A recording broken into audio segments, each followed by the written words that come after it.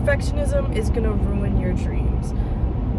Okay, so perfectionism. I used to identify as a perfectionist, but that's actually just an excuse.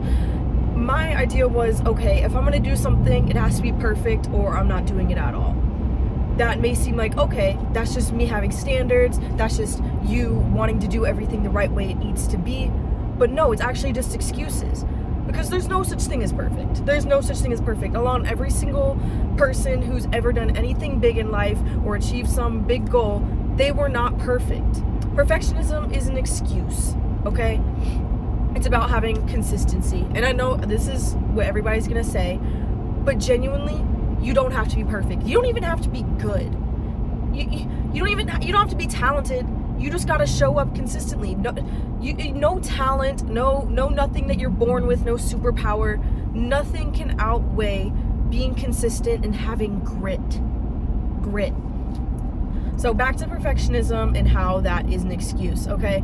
If you're under the impression like, okay, if I'm not gonna show up like every single day and go to the gym and take care of myself and eat exactly the amount of calories I need to eat, and you know, this is just fitness as an example. I'm passionate about fitness. If you're like, okay, if I can't do it perfect, I'm not doing it at all. Who in the history of ever has perfectly stuck to their, like, first of all, that goal that I gave was unrealistic. You should not be hitting the gym 7 times a week unless you're a bodybuilder. And I've not once in my entire life doing, like, being on a fitness journey or being in calorie maintenance surplus or deficit, not one day have I perfectly hit my calories. It's always slightly lower, slightly higher. And that's just calories, for example. Pretend it's like your money. If it's like saying like, oh, I already spent $5 on coffee today, I might as well blow it on $200 worth of clothes because I'm already in the hole. Question mark?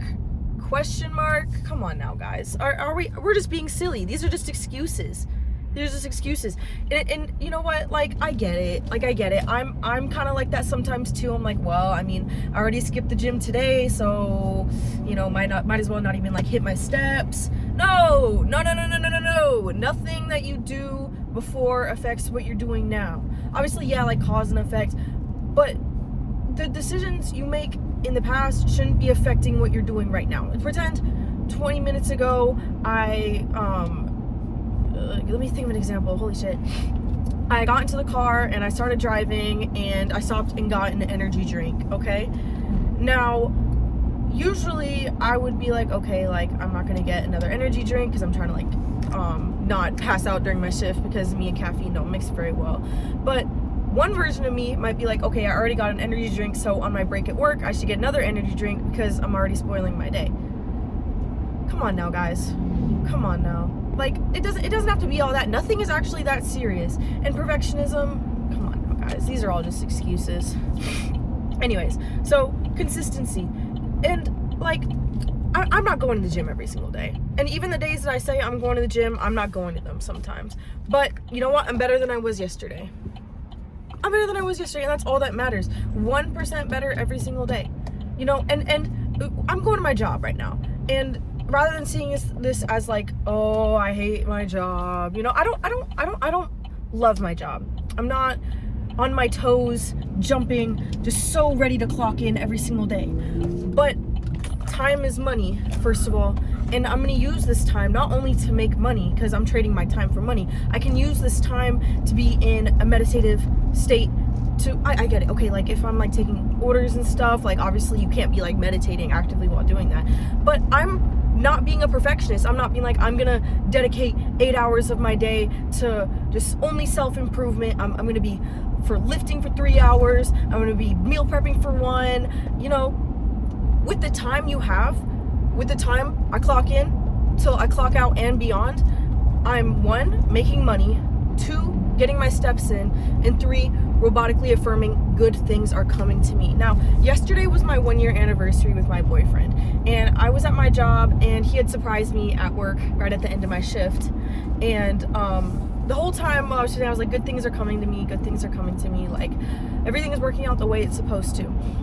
I come home that night, my boyfriend and I are cuddling. I have a little bit of heartburn because he got me like this basket with a whole bunch of goodies, and I had like this smoothie and it made my tummy hurt. So I went to go get some medicine from my parents' room, and they tell us that we're moving.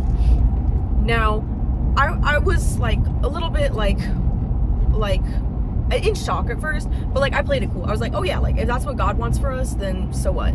Then that's what it needs to be, you know? And I wasn't like too upset. Like I'm sure whatever God has in store for us, I'm trusting it.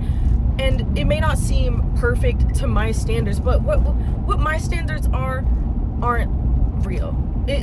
My mind is humanly. Like I like human things, I like worldly things. So perfectionism, you know, it's not real. It's not real. My standpoint on it isn't the way God wants it to be sometimes. And I think we're all guilty of that. Anyways, you know, rather than being like sad about it and thinking about like, oh, I'm gonna miss my room, like I'm gonna miss my land, you know, like there's things I'll miss for sure. I'm thinking about the amount of opportunities that I'm gonna get. Okay, we'll be in a little bit of a smaller place, so I'll be closer with my family and we'll be able to spend more time together. We'll likely be in a community and we'll have neighbors, and I'll be able to like walk places, because my house, like trying to get anywhere from my house is at least a 20-minute drive because I'm butt fuck in the middle of nowhere.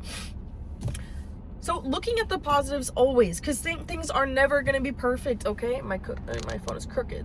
See, that's me being a perfectionist right now. There we go. Nothing's going to be perfect. I'm at a red light right now, and say I was late to work, you know what? I could have been being saved from a car crash because I'm a couple minutes late to work, you know? Good things are coming. Good things are coming. I'm about to clock into work. I'm going to have a good time. I'm going to make money. And I'm gonna, you know, I get into flow state. If you know me, you know that when I'm doing something, like do not try to talk to me because I'm locked in. When they have me on drive-through drinks and I'm tapping the buttons and putting the ice in the cups, I'm in flow state the entire time. It's either head empty or good things are coming to me. Good things are coming to me. And I was repeating that yesterday while I was on desserts. I was like making milkshakes and shit. And then I find out when I go home, we're moving. And then also my boyfriend visits me at work for a 1-year anniversary. Like you'd be surprised the things that you can do with like time that you wouldn't think that you could use, you know? Like some people, like I get it, like you're at work, like you'd rather be partying or something, but when you're dedicating time to something, yes, go all in, but don't be perfect about it. Because you know what? When I clock in today, I'm gonna make mistakes. I might give someone one less sauce than they have wanted. My mom is FaceTiming me. You know, I'm not gonna do everything perfect, but I'm gonna spend this time and I'm gonna make money. I'm gonna make my mind better. I'm gonna make people smile, and that's that. Anyways, I'm gonna have to pick up the phone. Bye, guys.